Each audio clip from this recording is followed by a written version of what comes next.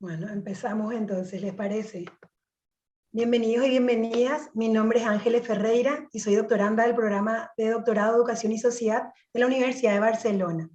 En el marco de los encuentros de actualización y debates contemporáneos en educación y sociedad, pedagogías de género, derecho a la educación y construcción de biografías docentes. Damos la bienvenida al segundo coloquio titulado Perspectivas del derecho a la educación, retos y oportunidades.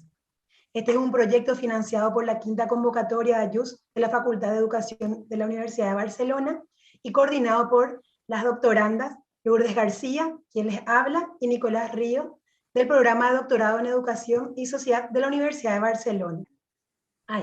Agradecemos a la Facultad de Educación de la Universidad de Barcelona y en especial a la vicedecana de Recerca, doctora y Comunicación, Ana Yuste, por su apoyo a esta iniciativa. Saludamos igualmente a todos y todas quienes se inscribieron en esta actividad y nos acompañan en este webinar Zoom, así como quienes nos acompañan también por la retransmisión en el canal de YouTube. Recordamos que para más información de la actividad pueden seguirnos en nuestras redes sociales, tanto en Instagram como en Twitter. Un poco en los anuncios técnicos. Contamos con un servicio de traducción simultánea en español y en inglés. ¿Cómo se puede usar? En el botón en la barra inferior a la mano derecha del menú con forma de mundo, se puede dar el clic y hay opciones de español, inglés o apagado, de modo a escuchar en la lengua original de cada uno de nuestros panelistas. Entonces pueden poner y elegir su idioma. Tenemos dos secciones también en el chat, en la barra disponible abajo, una de preguntas y respuestas, que es directamente para aquellas preguntas que quieran enviar al panel, que vamos a estar respondiendo al final del panel, de modo también de generar esas preguntas a nuestros invitados. Y el chat, que es para dialogar entre los asistentes, y en caso de que necesiten asistencia de alguna manera, si pueden poner en el chat, también van a estar atentos nuestros compañeros. Recordamos que esta sesión será grabada, va a ser publicada también en YouTube post grabación, y van a poder acceder todos quienes quieran a ella. Tenemos un primer momento con dos grandes preguntas para nuestros invitados, una pausa de 10 minutos y volvemos para otra siguiente de dos preguntas y el cierre. Con esto dicho, iniciamos oficialmente. Presento aquí a nuestros dos invitados, al profesor Michael Appel y la profesora Dalila Andrade. El profesor Michael Appel es un pedagogo y sociólogo de la educación estadounidense, es profesor de John Bascom de Currículum e Instrucción y Estudio de Políticas Educativas de la Universidad de Wisconsin-Madison. Ha trabajado con sistemas educativos, gobiernos, universidades, sindicatos y grupos activistas y disidentes en todo el mundo para democratizar la investigación, la política y la práctica educativa. La profesora Dalila Andrade es licenciada en Ciencias Sociales, magíster en Educación y doctora en Educación. Fue coordinadora del Grupo de Trabajo Educación, Política y Movimientos Sociales, presidenta de la Asociación Nacional de Posgrado e Investigación de Educación, ANTED, y coordinadora general de la Red Latinoamericana de Estudios sobre el Trabajo Docente, autora y coautora de varios libros y artículos en revistas nacionales y extranjeras. Desarrolla estudios e investigaciones con énfasis en políticas públicas en educación, gestión escolar y sobre todo labor docente en América Latina. Queremos agradecerles, y le agradezco yo personalmente, la participación a ambos. Para nosotros significa muchísimo poder contar, poder dialogar con ustedes. Pensábamos iniciar esta actividad con una frase muy conocida del filósofo Antonio Gramsci, que nos planteaba esta del pesimismo de la inteligencia y el optimismo de la voluntad. Cuando iniciamos esto de pensar los coloquios, uno de los temas que nos parecía fundamental era contextualizar el momento en el que nos encontramos investigando la educación. Poder ser lo más realistas de este contexto, tener los herramientas más críticos para mirar el contexto, pero sobre todo mirar el contexto para generar oportunidades, generar posibilidades, entendiendo que nuestro quehacer docente e investigativo tiene que ser un quehacer comprometido con la democracia y la oportunidad para todos y todas. Entonces, nada, teniendo esto, no podían faltar el profesor Michael Appel y la profesora Dalila Andrade, quienes de sus obras nos invitan a mirar la realidad lo más críticamente posible y a comprometernos con ella con optimismo. Muchísimas gracias a ambos e iniciamos oficialmente esto, ¿verdad? Primer momento de preguntas. Empezaríamos con Dalila, luego pasaríamos con Michael. Teníamos como esta pregunta más general. ¿Cómo afectan estas crisis, tanto económica o la pandémica, y podemos sumar hoy día también la crisis que la guerra está ocasionando al sistema educativo en general. Podemos hablar de hechos, tendencias o elementos vividos en nuestros territorios que son comunes en Occidente sobre la situación actual en educación. Nada, Lila, te escuchamos. Muchas gracias. Gracias a ustedes. Yo quería iniciar agradeciendo la invitación a la compañera Ángeles y a todos los compañeros y compañeras que organizan esta actividad. Una gran satisfacción estar en Barcelona, aún sea virtualmente, en la Universidad de Barcelona. Así que es un gusto enorme estar aquí. Y sobre todo un honor y una gran alegría compartir ese espacio con el profesor Michael Apple, un referente muy importante para todos nosotros que desde América Latina estamos involucrados en los temas de políticas educativas, educación y democracia y trabajo docente. Así que muchísimas gracias por la invitación. Bueno, yo para hablar de los efectos de la guerra tendría que hacer mucho esfuerzo porque todavía estamos un poco lejanos de la guerra, felizmente, pero también de los efectos, aunque estamos involucrados en tantas crisis en nuestra región que yo prefiero mirar un poquito más la pandemia, que es uno de los objetos que tenemos actualmente más estudiado. Sobre todo, yo tuve la oportunidad de coordinar una encuesta en 13 países de América Latina, así que me siento más confortable de hablar de los efectos que estamos teniendo de la pandemia sobre nuestra economía, nuestras sociedades y la educación. Así, yo quería empezar señalando que la pandemia ha provocado una variedad de problemas en todo el mundo, que la restricción de la circulación de personas exigió medidas que impactaron directamente en la economía de muchos países, interfiriendo en los sectores productivos, en las relaciones sociales y comunitarias, y que estas restricciones por razones sanitarias causaron crisis económicas, educativas y cambios en algunas costumbres y comportamientos que afectaron muy gravemente a muchos países, pero especialmente a nuestros países latinoamericanos, y es desde esta realidad que yo puedo hablar. Las crisis provocadas por la pandemia han evidenciado las profundas desigualdades, no solo sociales como educativas, que ya eran muy conocidas, pero que todavía han se agravado mucho más en la región. Yo quería mencionar, por ejemplo, algunos datos para señalar el problema, por ejemplo, del acceso a la Internet, que pasó a ser un factor súper importante durante la pandemia para que algunos servicios siguieran funcionando, por lo menos de manera razonable. En este sentido, las brechas sociales profundizaron aún más las brechas educativas, porque el problema de acceso a Internet en nuestra región fue un problema muy grave. De acuerdo con un informe del Banco Mundial, nuestras conexiones en nuestros países de la región fueron más fuertes que en muchas otras regiones del mundo. Así que yo subrayaría en este momento los efectos de la COVID de la pandemia sobre las brechas sociales y educativas que han profundizado en nuestra región y sobre todo el crecimiento del desempleo de la gente viviendo en las calles. Esto subrayaría como uno de los efectos más fuertes, más visibles en este momento.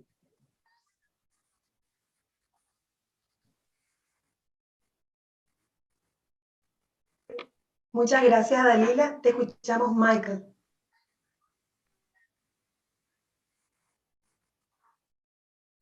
First, it's a pleasure to be with you, and especially to meet Danila, whose work is well known, conocer a Dalila, cuyo trabajo es muy conocido, no solo en Brasil, sino en muchos lugares más. Un comentario y sobre la guerra, es algo personal.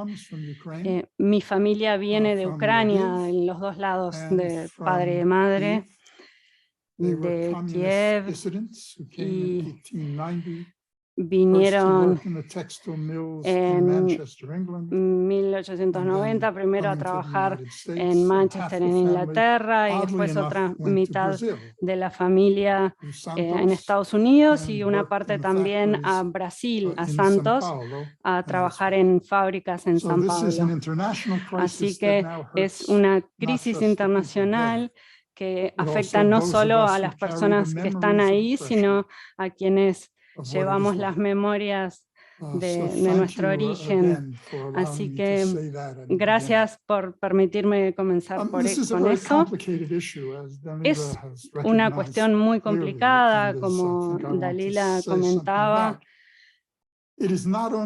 No es solo una crisis económica, sino que hay un nuevo bloque hegemónico que combina neoliberales, lo público es malo, lo privado es bueno, y tienen una influencia con mucho apoyo a sus agendas neoliberales, y aprovechan la crisis para atacar el conocimiento que se enseña.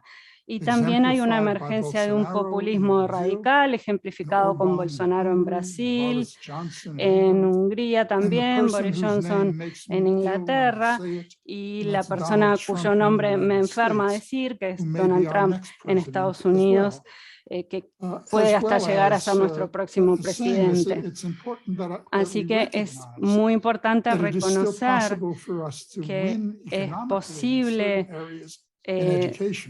que en algunos sectores de la educación tengamos un beneficio económico, pero vamos a perder en otros sentidos. En Estados Unidos se está pasando, tenemos muchos docentes en huelga y que pueden llegar a obtener que se concedan sus demandas porque están afectando las vidas de niños y niñas, pero también se puede perder en autonomía de los docentes y en lo que se enseña. Así que eso es clave. Nunca deberíamos reducir los efectos del capitalismo a lo que se ve solo en el aspecto económico. Es una crisis también epistemológica que se enseña cómo se trata a los docentes con autonomía y respeto, y estamos viendo muchas pérdidas en esas áreas. Por ejemplo, si vemos en Brasil, por ejemplo, Bolsonaro ha presionado mucho para la legislación, para prohibir la ideología, entre comillas, en las escuelas, y están con muchos problemas, y en partes de España también está pasando lo mismo, en partes de Grecia y en Estados Unidos definitivamente. Así que quiero que seamos honestos. Estamos enfrentando una gran crisis que afecta a la educación en formas profundas, y una que la pandemia de COVID reproduce y afecta.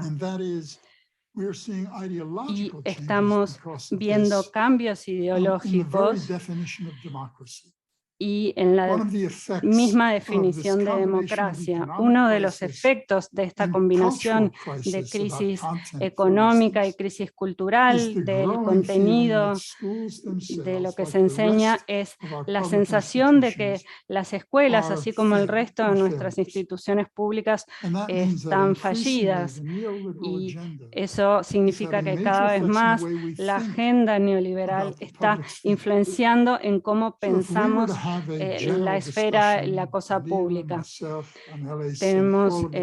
tengo muchos debates y quiero plantear, y también con quienes están escuchando en la audiencia, ¿qué es una buena escuela? ¿Qué derechos tienen los docentes de trabajar en la comunidad, de modificar la currícula? Tienen que tener autonomía, y también con un contenido que está muy vinculado con las reales y posibilidades de opresión que afectan y caracterizan a estas comunidades. Así que es muy importante hablar del sector público, y estamos viendo en esta combinación de neoliberalismo y conservadurismo transformaciones ideológicas y que plantean esta visión de que lo público es un fracaso, que lo que sirve es lo privado, y eso es un desastre. Así que estamos viendo cambios en muchos países de lo que filosóficamente podríamos llamar es un individualismo posesivo. Si mi hijo o mi hija recibe lo que quiere, todo lo demás está bien. Entonces es una retirada del compromiso hacia las personas que están oprimidas, hacia inmigrantes, la vida de las mujeres, los cuerpos de las mujeres. Entonces, tenemos esto planteado en este contexto más amplio, una victimocracia, una democracia de los mercados. Y ahora ya planteo y devuelvo a Dalila algo que vemos en Estados Unidos, donde va creciendo cada vez más la enseñanza en casa, con niños y niñas que esto está teniendo unos efectos terribles. También tenemos las escuelas de verdad que no tienen conexiones a internet en zonas muy carenciadas. Pero voy a dejarlo por aquí. Gracias por la oportunidad de plantear otras cosas. Muchísimas gracias. La segunda pregunta es muy similar, pero queríamos ver un poco lo específico de cada territorio. ¿Qué está pasando en este momento en Brasil, con Dalila, o en América del Sur específicamente, como tendencia que nos pueda explicar qué viene también a largo plazo, ¿verdad? Y los efectos del capital en ese sentido. Y por otro lado, en Estados Unidos, también qué está pasando, que también pueda generar tendencia, que nos pueda explicar también los efectos del capital en ese sentido para pensar el sistema educativo.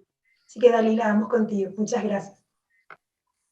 Bueno, yo decía que estoy totalmente de acuerdo con lo que con mucha propiedad ha puesto el profesor Michael Eppen, sobre todo el tema de Brasil en este momento, que estamos con un gobierno fascista, homofóbico, machista, autoritario, y que además ha demostrado una ineficiencia, una incapacidad de gobernar mínimamente durante la pandemia. Así que el país, un país tan grande y que ya tiene tantas dificultades, tantas desigualdades, todas estas dificultades y desigualdades han profundizado aún más durante la pandemia.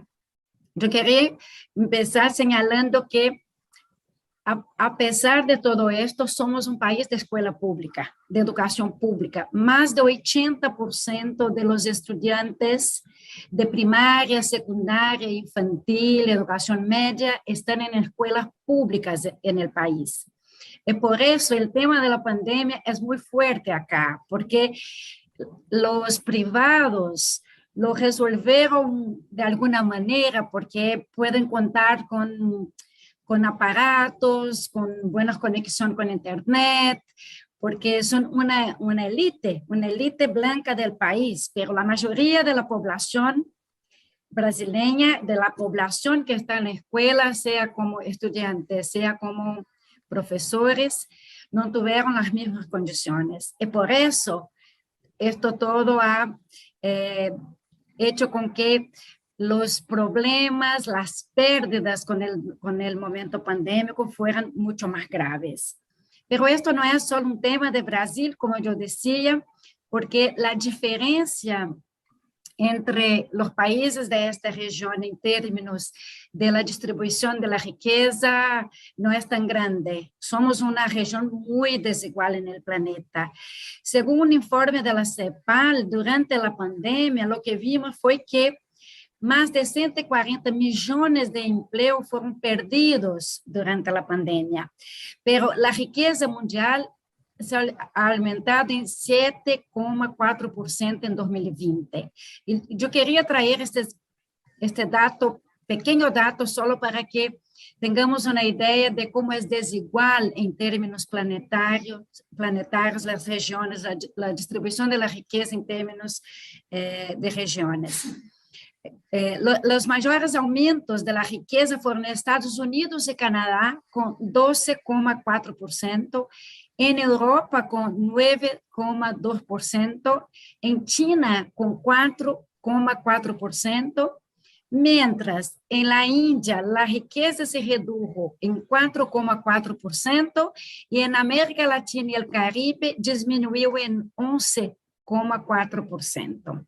O sea, nosotros ya vivíamos una situación de estados muy débiles, con servicios públicos muy debilitados, pero con este aumento del desempleo, con todas las pérdidas económicas que la pandemia ha traído, se profundizaron mucho más las condiciones de desigualdad social, pero de desigualdad educativa, que quiero aquí subrayar un dato.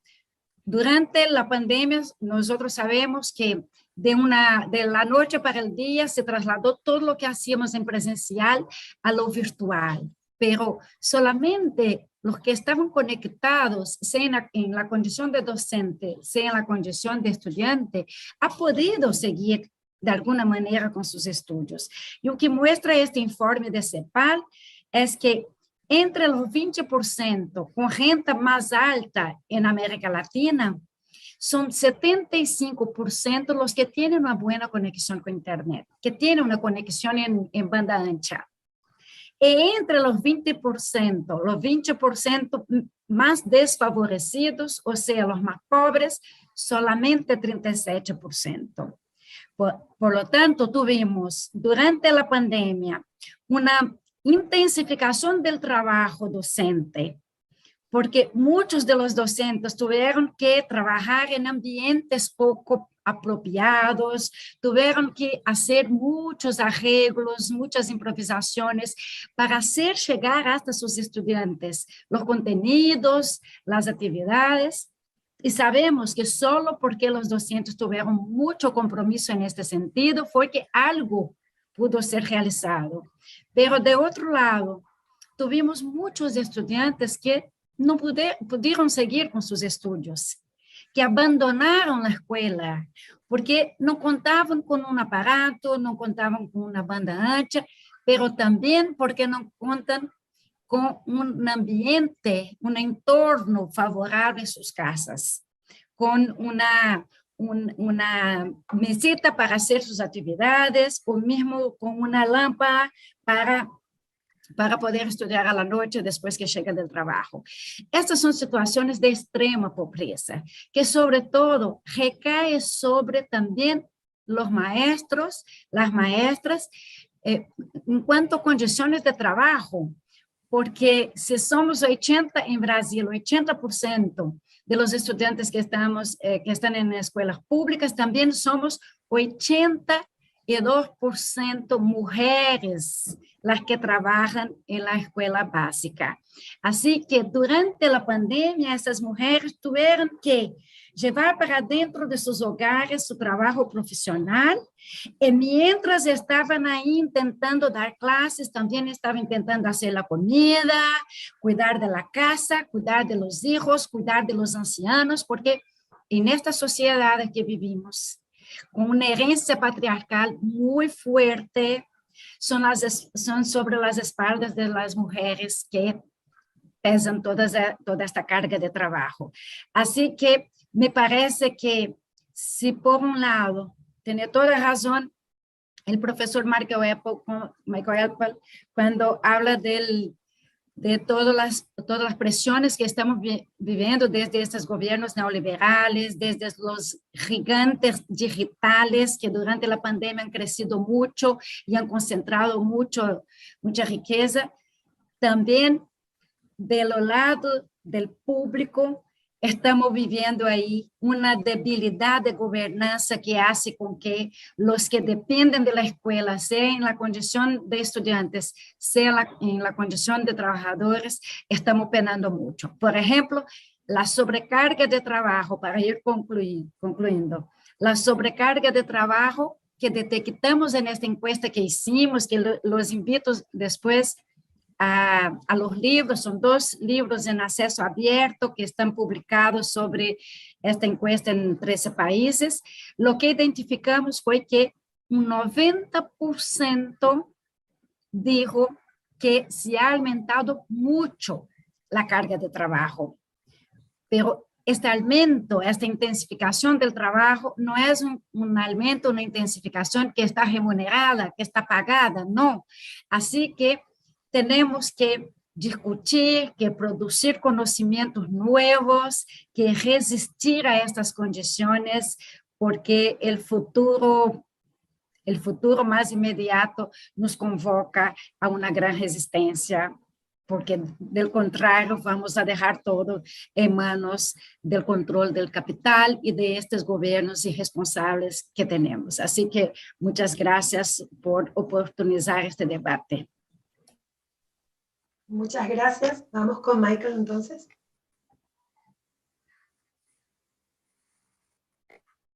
Well, Danila has now given everything I wanted to say. Dalila dijo todo lo que yo tenía que decir. Muchas gracias. No, again, there is a reason that I respect Bueno, her work so much. Por algo respeto tanto su trabajo. Quería tomar un ejemplo para profundizar un poco algunas de las cosas que decía Dalila. En primer lugar, quiero hablar de las reformas que está habiendo en Estados Unidos, estas reformas neoliberales, por ejemplo, la educación en casa. Hay millones de niños y niñas que se los saca de las escuelas, incluso escuelas privadas, y que ahora estudian en sus casas. Y quiero que pensemos en qué implica esto ideológicamente y para los docentes. También quería volver a plantear algunos temas de lo que está pasando en la economía política de la educación. Si alguien me hubiera preguntado antes quién determina las políticas educativas y los currículums en Estados Unidos, y yo diría que no es el gobierno, no es el Estado, son las editoriales privadas, quienes fabrican contenidos. Entonces, Pearson y compañía, la editorial grande internacional, sus gerentes, directores, y ese es el verdadero Ministerio de Educación. Las escuelas cada vez más tienen fines de lucro y tenemos constantemente que estar mostrando evidencia, resultados de pruebas para demostrar que la escuela es buena, que el docente o la docente es buena. Y lo que estamos viendo ahora es una profunda transformación en la economía política. Cada vez más se está desfinanciando a las escuelas y cada vez más también el hogar se ve como una fuente de ganancias. Y vemos cada vez más escuelas virtuales con fines de lucro, y entonces tenemos la política de lo que llamamos la blanquitud, es que mucha gente está sacando a sus niños y niñas de las escuelas, las escuelas públicas estuvieron cerradas por más de un año, entonces estas corporaciones están haciendo mucho dinero en la producción de materiales de texto y contenidos, y ahora cambiaron su énfasis a la comercialización de la educación adentro del hogar.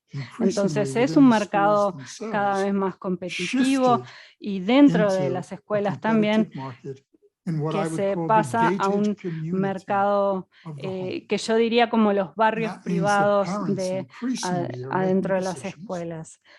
Cada vez más se toman las decisiones personalmente, y con el crecimiento de la homofobia y el racismo, el conocimiento que se enseñaría automáticamente en el sector público no lo están recibiendo. Entonces es no solo una guerra epistemológica, es una guerra contra la historia, y cada vez más el hogar es el lugar en el que se producen esas ganancias. Y los efectos son enormes. Un efecto es la naturaleza del conocimiento. Lo que está computarizado ahora se ve como oficial. El conocimiento que no perjudica el sentido común del racismo, de la homofobia, es lo que se ve con buenos ojos, y lo que es socialmente, o sea, económicamente útil, es lo mejor. Para enseñar hace falta una gran creatividad y mucho trabajo. Entonces, la carga laboral media en Estados Unidos en este momento es de 60 horas semanales. Entonces, vemos que ahora hay que aprender nuevas competencias de gestión, informáticas también. Entonces, las capacidades creativas que eran necesarias cuando estaban con estudiantes en persona ya no se están usando. Y esto va a tener un efecto muy profundo y duradero, porque una de las estadísticas que las personas como yo vemos con mucho dolor, porque yo fui dirigente de un sindicato de docentes y pasé toda mi vida defendiendo el trabajo docente, cuando se les pregunta si se van a quedar trabajando como docentes, 80% están contestando que posiblemente no, 70% contestan que probablemente no. Y eso genera una crisis que resuelve la agenda neoliberal. Se está reformando la voluntad, la vocación de ser docente. En mi estado, que es donde nació el socialismo en Estados Unidos, la legislatura del estado de Wisconsin intentó aprobar una ley que puede ser aprobada en el próximo periodo, que es que si está enseñando en una escuela, la persona no necesita tener ninguna capacitación como docente, lo que tiene que tener es un diploma de educación secundaria, y con eso puede enseñar en cualquier escuela primaria. Y eso es una transformación radical que garantiza que vamos a tener, por un lado, personas no preparadas, y otra cosa que es tan importante, que es la pérdida de la pedagogía crítica. Quienes tienen los antecedentes, que han trabajado con comunidades directamente y que conocen y que tienen un discurso con una currícula contrahegemónica, todo eso va a desaparecer. Entonces, cuando se cambia a las personas, hay una pérdida de la memoria de las competencias. Hay cosas que no se pueden computarizar, que no hay tiempo para transmitirlas, y las personas que están llegando nuevas a enseñar no tienen estos antecedentes, tampoco participan tanto en sindicatos. Y algo más que quería decir es lo que pasa dentro de las casas con este aumento del neoliberalismo, con esto que yo llamo el individualismo posesivo, y lo que llamamos en Estados Unidos, en nuestras comunidades, estas comunidades privadas, que tienen como un muro, un cerco alrededor, al que ya no puede ingresar el conocimiento peligroso. Y entonces las escuelas públicas son un terreno de lucha. En distintos estados, en partes de Brasil, en Río de Janeiro, en Porto Alegre, sé que también están pasando muchas cosas, que había padres y madres que ayudaban a decidir sobre los programas, y la voz de los estudiantes y eso se perdía, y entonces para proteger a mis hijos y a mis hijas quiero generar un muro cada vez más alto, y se va perdiendo también esa memoria de las comunidades. Y a la misma vez que está sucediendo esto, cada vez más los y las docentes están haciendo huelgas. Hay comunidades que están trabajando conjuntamente con los y las docentes. En la ciudad de Chicago, que tiene un sindicato muy fuerte, dijeron que van a ir a la huelga a menos que haya una mayor inversión en viviendas para las comunidades de personas negras, y las personas negras que alquilaban viviendas fueron a una huelga de hambre también para apoyar el sindicato docente. Los y las docentes no son títeres, y ahora está que está rebrotando este deseo por defender el sector público y devolver esta vida a la comunidad, así que no estoy del todo pesimista porque están esas buenas señales. No, muchas gracias, de verdad, mucho que pensar, y aquí va un poco antes del corte, de forma breve, entendiendo que muchos de los que estamos hoy aquí presentes estamos dedicados a esta tarea de estudiar la educación y analizarla, pensar en qué tenemos que centrar la mirada actualmente cuando hacemos nuestra tarea de investigación educativa, ¿verdad? Entonces después del corte vemos un poco más las posibilidades y una mirada un poco más positiva, esto que decía Michael, con más optimismo y mirar un poco hacia ese lado. Pero ahora, en esta tarea académica, de forma breve, en dónde nos conviene tener la mirada en el momento de hacer nuestro trabajo académico. Dalila. Bueno, me parece que para el periodo, yo estoy nombrando de un periodo post-pandémico, espero que la pandemia finalmente nos dejen trabajar y encontrar personas y hacer las cosas presencialmente. Yo diría que tenemos por lo menos dos ejes para este momento de lucha.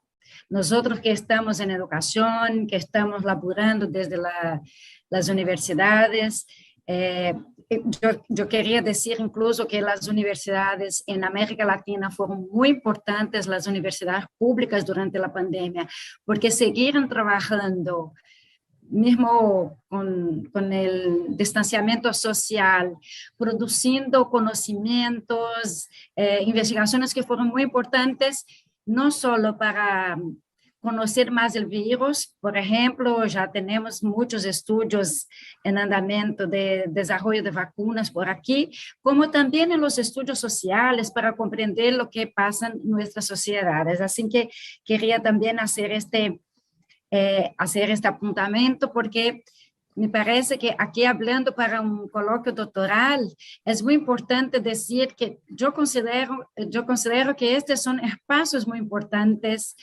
de discusión, de debates, de producción de conocimiento.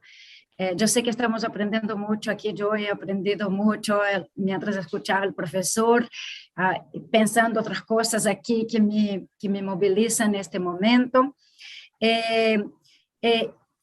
Sé, por ejemplo, que los sindicatos, sobre todo en América Latina, han trabajado de una manera más cercana a las universidades públicas y justamente en este sentido, de hacer un intercambio de conocimientos y de juntar fuerzas para las resistencias que tenemos que tener y que estar atentos en este momento. Entonces, yo diría que tenemos dos ejes. Un eje es pensar desde las deudas que los estudiantes, porque esta generación que ha enfrentado la pandemia adentro de la escuela, en condición de estudiante, va a cargar por toda su vida esta experiencia. Una experiencia que ha tenido algunos aprendizajes, pero que ha tenido muchas pérdidas.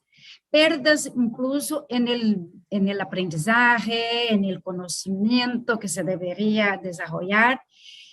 Solo para dar un ejemplo, desde Brasil ha salido una importante encuesta que se hace desde una institución estatal que muestra que ha aumentado en unos 60% los chicos, las chicas, las crianças que tienen entre 6 y 8 años que no fueron alfabetizadas entre 2019 y 2021. O sea, 60%. O sea, una generación que va a cargar esta deuda por toda su vida.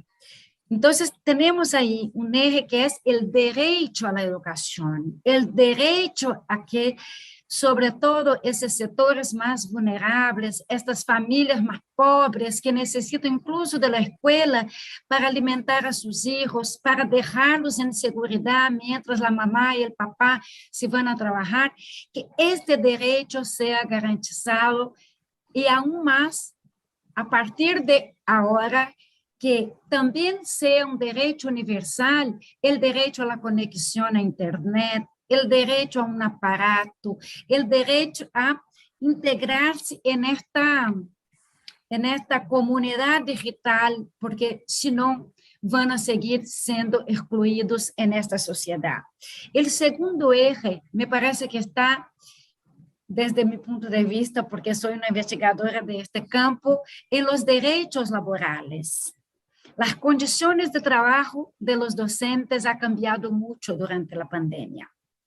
No quiere decir que todos y todas las docentes pudieron estar como nosotros estamos aquí en un ambiente, en un entorno virtual. No. Yo he trabajado con docentes que nunca pudieron dar durante toda la pandemia una clase virtual, que tuvieron que hacer otros arreglos para que alguno contenido, alguna tarea llegara hasta los estudiantes y sus familias.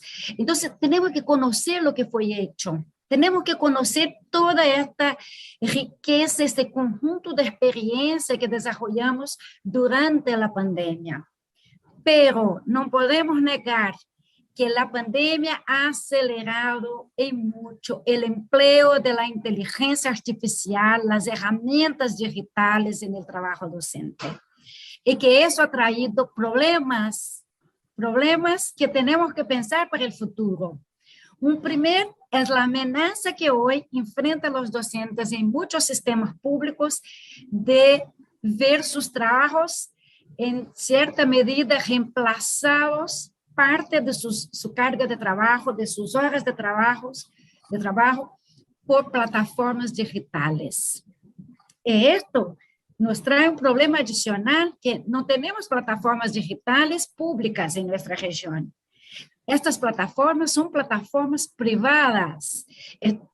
Estamos todos hoy en Google, en Microsoft, en Zoom, y además de ser plataformas privadas que van a cobrar presupuesto público para se usar, también son plataformas que pasan a tener el uso no solo de nuestros datos personales, nuestros perfiles, que son productos para una venta en un mercado bastante ambicioso, sino que también pueden reproducir as nossas clases, pueden reproducir a nuestro trabajo. Entonces, hoy tenemos una amenaza que viene del llamado, de la llamada enseñanza híbrida, que amenaza a muchos puestos de trabajo, a disminución de la cantidad de docentes de efectivo en las escuelas. Por otro lado, la amenaza a la autonomía docente, la libertad de cátedra, y que tiene mucho que ver con lo que hablaba el profesor Mark Whipple sobre, por ejemplo, lo que tenemos en Brasil hoy con la ideología llamada ideología de género o la escuela sin partido, que los profesores, las profesoras son totalmente controlados para no hablar de ideología, para no hablar de política, no hablar de sexualidad en sus clases, ni como ejemplo. Entonces, tenemos para el futuro muy próximo que pensar desde los derechos laborales, que los profesores, los docentes necesitan para el futuro próximo, tener como derecho una interconexión, sí, a Internet, los aparatos, pero también tiene que tener derecho a sus empleos, a la seguridad en el empleo, a la estabilidad en el empleo, y sobre todo al derecho a desconexión. Que no podemos pensar que a partir de ahora los grupos de WhatsApp pueden funcionar como 24 horas por día, que los directivos de las escuelas pueden llamar a los docentes después de su jornada de trabajo. Así que tenemos un campo inmenso de nuevas situaciones que vamos a tener que producir, ustedes que están ahí en los doctorados, a producir nuevos conocimientos, quer en el sentido de garantizar el derecho a la educación para los estudiantes, quer en el sentido de garantizar el derecho a una profesión valorada, la profesión docente, para que no sigamos teniendo lo que decía el profesor, una baja atractividad en nuestra profesión. Bueno, esos son uno de los planteos que yo diría que para el futuro inmediato vamos a tener. Gracias. Gracias, Dalila. Vamos con Michael.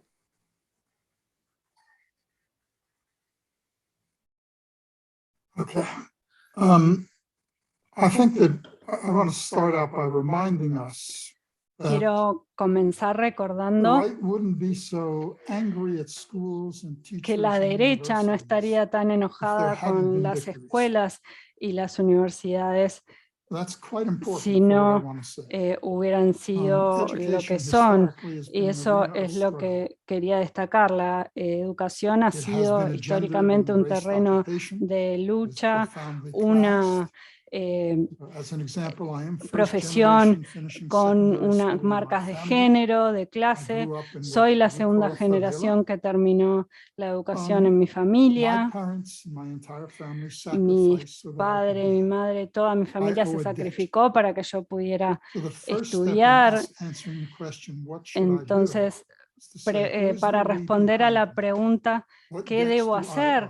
Pensemos, ¿quién está detrás de mí? ¿Qué deudas tengo? Incluso si estoy en una familia que tiene medios, que tengo una computadora, tengo una deuda con la sociedad. Tengo una responsabilidad ética y no puedo abandonar porque mi familia no abandona. Y no lo digo solo retóricamente, esa es la base. No tengo que saldar esta deuda. Por lo tanto, no hay en la educación, no se puede eliminar, no habría una educación en Estados Unidos si no hubiera habido esclavitud, sin el trabajo esclavizado, no remunerado, sin un genocidio indígena. Así que para que yo pueda, solo para que yo pueda estar acá, está toda esa acumulación. Así que quería empezar mencionando toda esa deuda histórica, porque la derecha siempre entendió que esta es una guerra de posiciones, que todo lo demás, las relaciones de género, las escuelas, las cuestiones de género y sexualidad, y la derecha lo que quiere es asegurarse de que no se hable de estas cosas, que no se debata sobre eso, y lamentablemente son muy buenos en eso. Y esto quiere decir que las escuelas son lugares en los que se trabaja y también es una cuestión de lucha desde el punto de vista económico, pero también son lugares de restauración o de olvido de la memoria.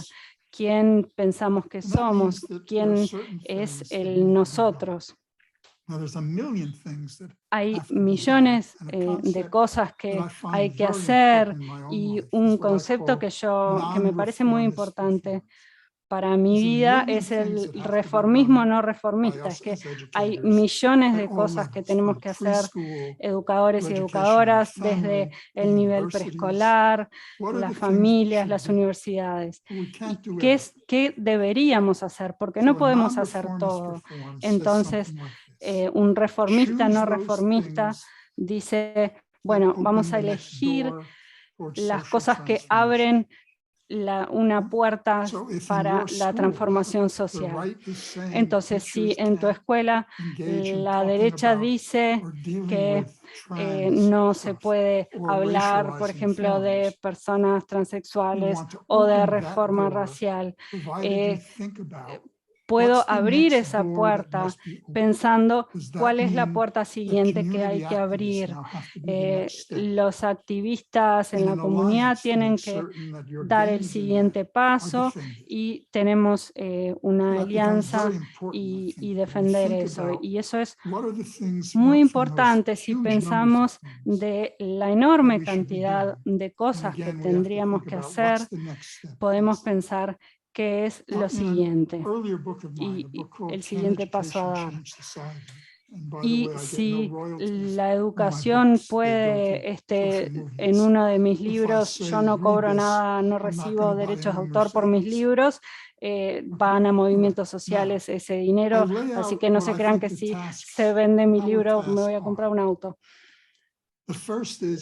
Y en primer lugar, si podemos, aún si podemos transformar las cosas hoy en día, hay cosas que son muy complejas. Igual tenemos la tarea fundamental de decir la verdad. En un momento en que los medios de comunicación se regodean en decirnos que todo está mal, tenemos que usar nuestra capacidad para mostrar lo que está pasando, porque si no, esas historias no se van a contar. Así que estamos en una lucha, en esta lucha epistemológica de invisibilización de las cosas. Y en segundo lugar, hay que reconocer lo que dijo Marx sobre las contradicciones. Están ahí sí y ahí no a la vez. Entonces, parte de nuestra tarea es con estas contradicciones. El neoliberalismo nos hace menos sociales, más aislados. Entonces, la teología de la prosperidad, esta religiosidad de la derecha que tiene tanto poder en Estados Unidos, en Brasil, en Guatemala, en El Salvador, pero que es internacional. Y llenan ese espacio con una ideología conservadora, con roles de género marcados. Entonces, una de las formas en que podemos usar en el progresismo es estar unos con otros y marcar estas contradicciones. También el trabajo de secretaría, que es algo que hacen más que nada las mujeres, docentes están haciendo todo tipo de trabajo con las comunidades, las universidades están haciendo investigación con, además de hacer investigación sobre. Y entonces lo que tenemos que hacer es cuáles son los beneficios que se están invisibilizando y hacerlo visible. ¿Qué están haciendo las universidades? ¿Qué se está haciendo en Nueva York, en Porto Alegre, en Madrid, en Barcelona? ¿Qué está pasando allí? Es la política de la interrupción. Parte de la tarea es investigar de manera crítica, porque a veces aparecen temas que estaban ocultos, que parece progresivo en términos de clase, pero es regresivo en términos de raza, o que ignora cuestiones de sexualidad. Entonces, ¿cómo podemos lograr esa interseccionalidad? Es un trabajo que es muy importante en las circunstancias actuales. Y a continuación, disculpen que estoy consultando mis notas. Y a continuación, esto es complicado, es entender que tenemos cosas para enseñar. Yo estoy trabajando con ustedes porque mis padres y mi comunidad se sacrificaron mucho para que pudiera ser docente. Entonces, lo que estoy aprendiendo, tengo que transmitirlo, tengo que devolver. Y yo y todos quienes están escuchando como doctorandos, alguien se sacrificó para que ustedes pudieran sentarse a leer, así que nuestra tarea es devolver ese conocimiento sobre historias de opresión, sobre cómo entienden ciertas cosas. Así que tenemos que ser transmisores en nuestras comunidades y escuchar y también plantear, ¿pensaste en esto? Esta es otra forma de pensarlo. Entonces, debemos no hacer un suicidio intelectual. Sí tenemos cosas para enseñar, así que tenemos que aprender a hablar de distintas maneras. El trabajo en comunidades, les aseguro que no estoy haciendo ninguna cita célebre. Y la universidad también es un lugar en el que no nos podemos olvidar quiénes somos, tenemos una performance también. Y es fundamental que recordemos cómo hablar, no solo con nuestros colegas, otros estudiantes de posgrado, sino con nuevas personas, porque la derecha es brillante hablando en el lenguaje, en el español de las personas comunes y corrientes, y tenemos que volver a aprender eso. Y finalmente no podemos quedarnos parados en un balcón, no podemos mirar hacia abajo y decir esto es lo que está bien, esto es lo que tengo que enseñar. Tenemos que unirnos. Y eso es lo que decía Dalila, tenemos que hacer cosas y esas cosas implican riesgos y tenemos que aprender con las comunidades, y cuando un grupo dominante dice no hagan eso, nosotros decimos discúlpeme, es lo que siempre hacen los y las maestras, y cerramos la puerta y enseñamos a nuestros estudiantes, porque esa norma tiene que venir de abajo hacia arriba, y parte de nuestra tarea es rechazar y resistir ese tratamiento, y eso implica en estos tiempos asumir riesgos,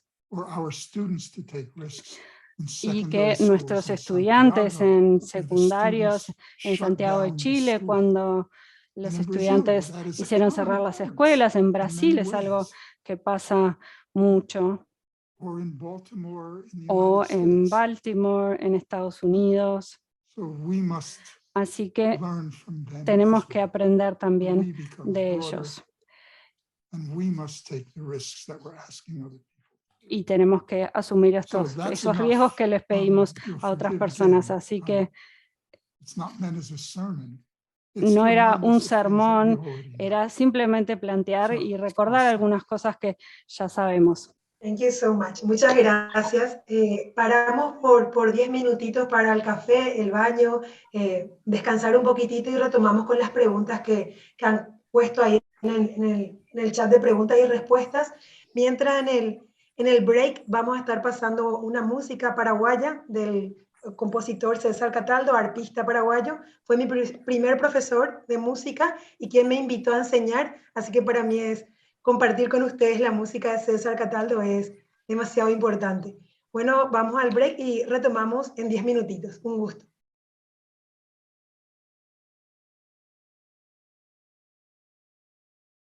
Muchísimas gracias a todos y todas. Estaba viendo si funcionaba todo. Estuvimos leyendo las preguntas de los participantes. Hay como 3 grupos grandes de preguntas, unas muy relacionadas al trabajo docente y sus condiciones actuales, y en este sentido los desafíos. Otra muy relacionada a la importancia o los conocimientos y su relación también en este contexto y en estas disputas, cómo hablar de una relevancia y hacia dónde, ¿verdad? Y un tercero muy relacionado a la mercantilización de la educación como una gran preocupación. Pero voy a leer una preguntita particular de una chica que ya se llama Tatiana Guitis, que nos compartió un poco cómo en Colombia durante la pandemia, en la mayoría de las instituciones de educación pública, se enviaron guías impresas para que los estudiantes, debían diligenciar y devolver sin ninguna guía profesional docente, porque había niños sin acceso a un celular para poder llamar a sus profesores o contactos por WhatsApp. Entonces, la pregunta que ella genera desde esta reflexión nos parece súper significativa a las preocupaciones generales en el colectivo de preguntas, es cómo mejorar los procesos educativos públicos cuando las brechas sociales y económicas son tan grandes y los y las docentes en muchos casos no se deben esforzar para mantener una educación de calidad porque tienen contratos de por vida sin importar que su docencia sea mala. Como una preocupación también en torno a la educación pública, ¿verdad? Y este discurso también de la educación pública. Y otra siguiente pregunta de cómo dignificar la profesión docente cuando se comercializa la educación.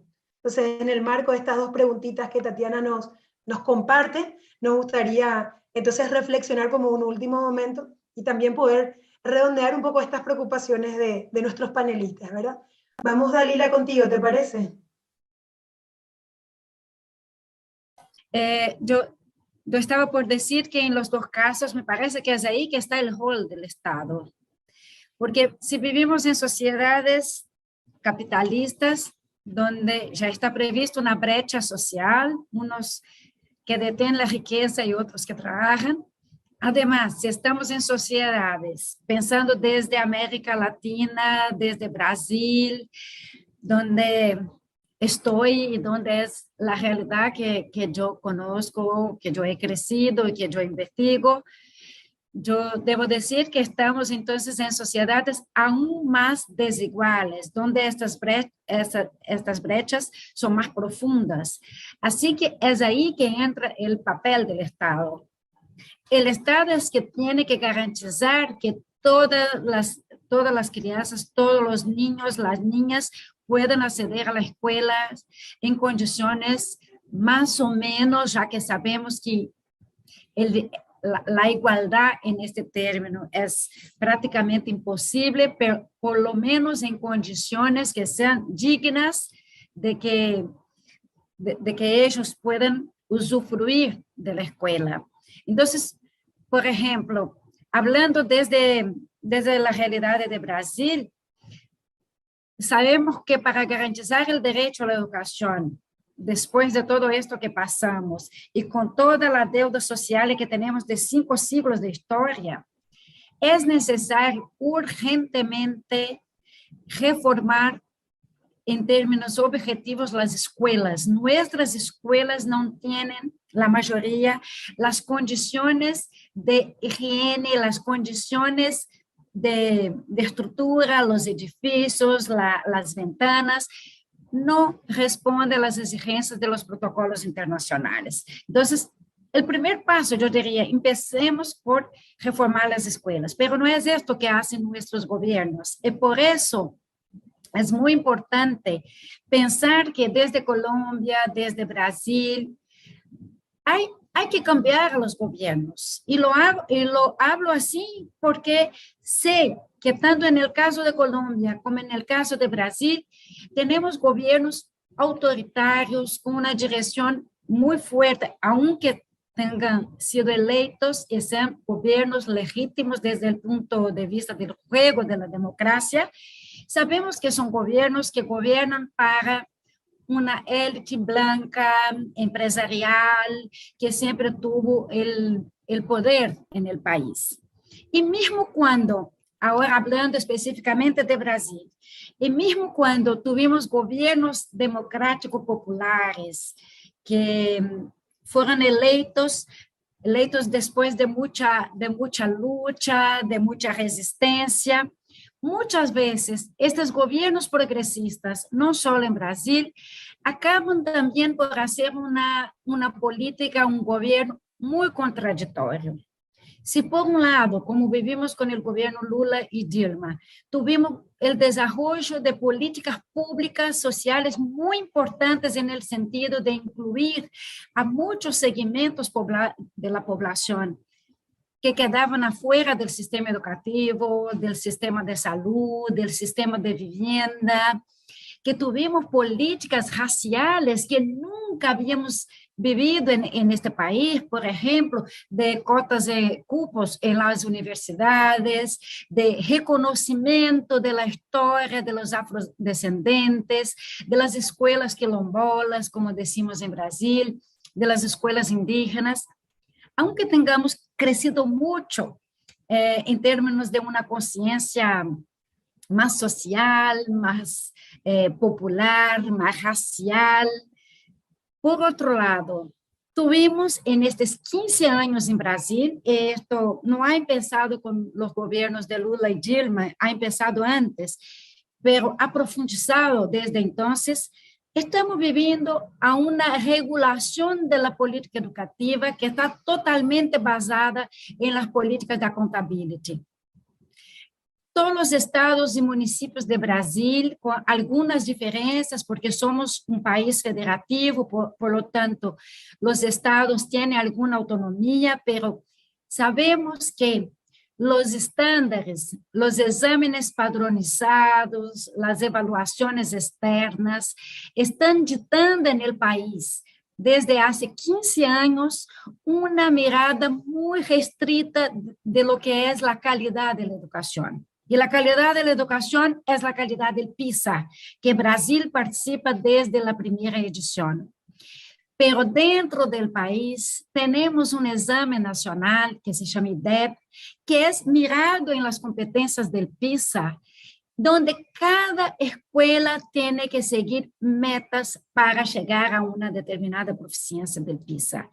Estamos viviendo así una despolitización del debate educativo, una despolitización en el sentido que hablaba el profesor Michael Apple, de la pérdida de la pedagogía crítica. Nosotros que somos la tierra de Paulo Freire, hoy estoy en Recife, la ciudad de Paulo Freire, pero desde el país de Paulo Freire estamos perdiendo totalmente la visión crítica de la pedagogía, de lo que es el derecho a la educación, que el derecho a la educación es mucho más que aprender a leer y hacer cuentas, que el derecho a la educación es mucho más do que lo que manda el examen PISA o el IDEB. En Brasil tenemos cada vez más enseñado para los testes, y para hacer los exámenes, y no para la vida, esta perspectiva de educación integral que hablaba Paulo Freire. Entonces, estamos viviendo una visión muy restrictiva de lo que es calidad educativa. Y es ahí que me parece que hay que cambiar los gobiernos, pero que tenemos que dentro de los gobiernos cambiados, los gobiernos progresistas que permiten el diálogo, que permiten el diferente, el antagonismo, el conflicto, porque el gobierno que tenemos hoy no lo permite. Dicta sus reglas y el pueblo tiene que cumplir. Pero en los gobiernos progresistas, como yo espero que nosotros, Brasil y Colombia, podemos en poco tiempo conquistar, tenemos que sí hacer la crítica por adentro. Es por ahí que yo creo que vamos a conseguir de alguna manera alcanzar una sociedad un poco más justa y una educación un poco más crítica que tanto necesitamos. Muchas gracias. Muchas gracias, Dalila. Te escuchamos, Michael.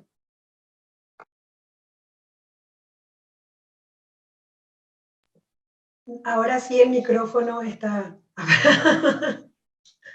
Okay. Gracias. Okay. These are difficult questions. Son preguntas difíciles. Danila and I have spent many years Creo que Danila y yo estuvimos mucho tiempo intentando encontrar las respuestas. No son sencillas. En primer lugar, es claro que la educación se ha mercantilizado. A veces hablamos del neoliberalismo, que es como una forma de asesinato a largo plazo. ¿Qué es lo que hace? Destruye las instituciones y también a la gente y ayuda a otra gente y a otras instituciones. Y eso queda muy claro y es algo que nos mostró la pandemia del COVID con claridad. Entonces tenemos que partir desde un lugar de honestidad. ¿Qué quiere decir? Que no solo las escuelas, sino casi todo, se coloca en un mercado. Y de muchas formas perdimos las posibilidades creativas de pensar diferente porque hay muy pocos ejemplos. Las escuelas se mercantilizaron, también la salud se mercantilizó, o simplemente se retiran. Esto es lo que sucede entonces. Y creo que honestamente el primer paso sería decir, ¿cuál es el problema que estamos enfrentando? Y quizás nos pongamos muy pesimistas y uno piensa, ¿qué puedo hacer? Yo soy una simple persona. Y creo que lo primero es ser honesto y para poder luchar contra este sentimiento de que no podemos hacer nada porque estamos en la ubicación y no podemos cambiar la economía. Y es por eso que dije anteriormente, las escuelas no son una reflexión de la economía, sino que son parte de la economía. Y también luchan por los derechos de los docentes, las condiciones de trabajo, la autonomía, el respeto. Todo eso es parte de la transformación social. No es menos que otra cosa, sino que es una parte fundamental. Yo trabajaba en fábricas, pero yo no lo hago. Pero sí trabajo en escuelas. Y ese es un lugar de trabajo. Así que es importante luchar por eso.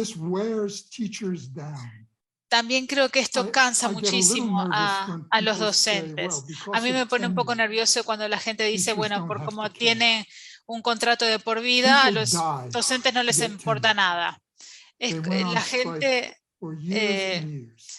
hizo huelgas durante años y obtener estos contratos de por vida son una victoria, digamos, pero es importante estar relacionado con una comunidad, con un sindicato que sea progresista, con una comunidad que quiera lo mejor para sus niños y niñas, que está guiado por una ética del cuidado, de la solidaridad. Entonces, un contrato de por vida quizás sí implique que no me tengo que preocupar más. Pero me preocupa lo que le sucede a la vida de los docentes. Es muy difícil ser docente. Un ejemplo. Uno de mis amigos cercanos que vive al lado de casa enseñaba historia en una escuela secundaria. Y recuerdo que hablábamos y le decía, se llama Gregory. Gregory, ¿cómo te fue hoy? Y me miraba y se reía para no llorar y me decía, fue un día como todos en mi escuela. No tuve ni tiempo para ir al baño. Y no estoy exagerando. Entonces, tenemos que ver cuáles son las causas de este tipo de declaración, cuando los docentes dicen, no puedo más, no puedo seguir adelante. A esta persona le importa lo que hace, pero siente que ya no tiene ninguna posibilidad de que no puede marcar la diferencia de ninguna forma. Por eso creo que tenemos que ir más allá de la máscara y no podemos estereotipar a los docentes, porque hay algunos docentes que ya no merecen ser docentes. Pero lo mismo se aplica para médicos, médicas, algunos de mis colegas. Creo que para cualquier persona que esté en una situación difícil. Y tenemos que tener mucho cuidado. No podemos asumir que las victorias que tenemos ahora se pueden simplemente desechar. Me imagino las agendas neoliberales. En mi estado, por ejemplo, no quieren ya tener los contratos de por vida y quieren medir el rendimiento de los docentes según el resultado de sus alumnos, de los estudiantes en los exámenes. O sea, lo que hacen es medir el rendimiento. ¿Y cómo hacemos entonces, cómo volvemos a hacer que el tema sea político y cómo mostramos el respeto que se merecen los docentes para hacer el tipo de cosas que es necesario hacer? Y también devolverles la confianza. A la vez, decimos, por ejemplo, que queremos que los colegas vengan a cada sala y nos ayuden para poder restablecer la visión que teníamos antes. Entonces el castigo ya no sirve. Parte de la solución es enseñar de forma colaborativa, pero es muy difícil hacerlo. Y por eso hablamos del sindicalismo de justicia social en Chicago, donde los docentes hablaron con la comunidad habló con los docentes y formaron una alianza que restauró los derechos de los docentes y también la idea es trabajar con las terribles condiciones de vivir en una casa que tiene ratas o que no tiene calefacción, etc. También me recuerda de la importancia de algo que dije antes sobre aquellos que somos investigadores y cómo debemos restablecer la visión de una democracia posible. Es importante restablecer la democracia. Cada uno de mis estudiantes lee sobre Porto Alegre, por ejemplo. A veces es el sur que le enseña al norte, que es muy importante. Y por eso es en parte nuestra responsabilidad que los docentes tienen que tener ideas realistas y que no sean sueños. Dalila habla sobre la importancia del Estado y eso es fundamental. ¿Cuál es la política del Estado? Apoya una educación, formación de docentes.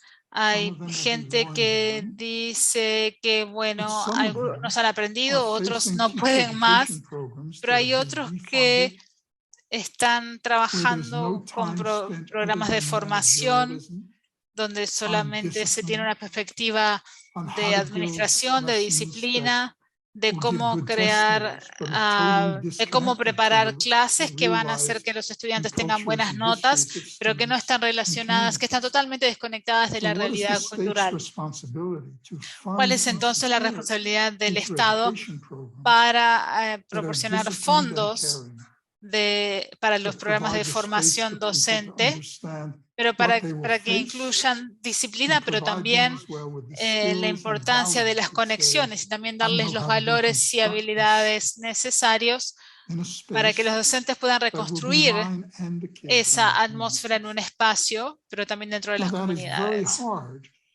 Es muy difícil de hacerlo porque ahora este problema también lo están sufriendo las universidades. Así que en muchos estados de Estados Unidos, con fondos para programas de formación docente, que dependen de los resultados que tienen los estudiantes de un determinado docente en exámenes estandarizados, y eso nos determina si el docente es bueno o malo. Y eso es lo mismo que sucede según lo que sucede en las universidades. Y por eso tenemos que luchar si queremos modificar las escuelas y los problemas que tienen que enfrentar los docentes. Tenemos que cambiar las instituciones según lo que experimentamos. Me gustaría también aplaudir a Dalila por decir algo que para nosotros que somos progresistas no queremos decir. A veces somos parte del problema. El tema del rendimiento y sus demandas no se instauraron, las instauró Obama en Estados Unidos y no la derecha. Y ahora en Estados Unidos, en la mayoría de los 48 estados de los 50, a los docentes les pagan según el resultado que obtengan sus estudiantes en las pruebas. Y si sacan mejores notas, se les paga más a los docentes. Es claro que esos docentes con estudiantes que tienen más dinero, que tienen una computadora buena, que comen bien, van a sacar mejores resultados. Y sí, claro. Pero, y eso no lo instauraron los neoliberales, ni la derecha. Así que me preocupa muchísimo. Por ejemplo, si me tuviera que mudar a Brasil, por ejemplo, cuando ingrese Lula, ¿cuál es nuestra responsabilidad? Vamos a poder luchar de forma interna como externa también. Un punto para finalizar. Y es una política con la que he estado trabajando y que se llama crear un propio modelo. En muchas escuelas hay padres voluntarios que se acercan a la escuela y la idea es pagarles para que estén allí de la comunidad local, y a medida que trabajan 4 años en la escuela de forma respetuosa, también intentan ser docentes para la comunidad al trabajar en las mismas escuelas. Y eso necesita un Estado que diga, si les preocupa que estos docentes que llegan no entienden la cultura ni la comunidad, y entonces tienen que tienen que ayudar a desarrollar a estas personas. Hay muchas mujeres jóvenes, hombres jóvenes que quieren ser docentes, pero no tienen espacio ninguno ni los recursos necesarios. Parte de nuestra tarea es buscar en esa comunidad a aquellas personas que quieren hacerlo y lograr que sean docentes para solucionar muchos más problemas. Muchas gracias. Muchísimas gracias, Dalila, Michael. La verdad, nos vamos cargados con mucho que pensar, mucho que proponer también en nuestro trabajo. A todos los panelistas y de parte de todo el equipo comentarles que el sí de Dalila y Michael fue desde el inicio. Esto de darle el tiempo de compartir y dialogar con nosotros y nosotras es un privilegio, y tenerlos tan accesibles habla para nosotros muchísimo desde la academia, así que agradecidos y agradecidas con ustedes. Anunciamos, sí, el próximo coloquio para quienes están hoy presentes, se llama Desviando la investigación educativa, disrumpir la norma como producción crítica de conocimiento. Será el miércoles 13 de abril, 18 horas. Estará la profesora Deborah Brittman de la University of York, Gaby Hertzhead de la Universidad de Neuquén y Leila Troncoso de la Universidad de Chile. Va a estar moderada por Nicola Ríos, estudiante del doctorado también de la Universidad de Barcelona, y las inscripciones ya van a estar abiertas en nuestras redes sociales. Les invitamos a todos y todas a sumarse y a participar. Dalila, Michael, infinitas gracias. Y seguimos en contacto y seguimos construyendo una universidad diferente. Un abrazo enorme desde Barcelona.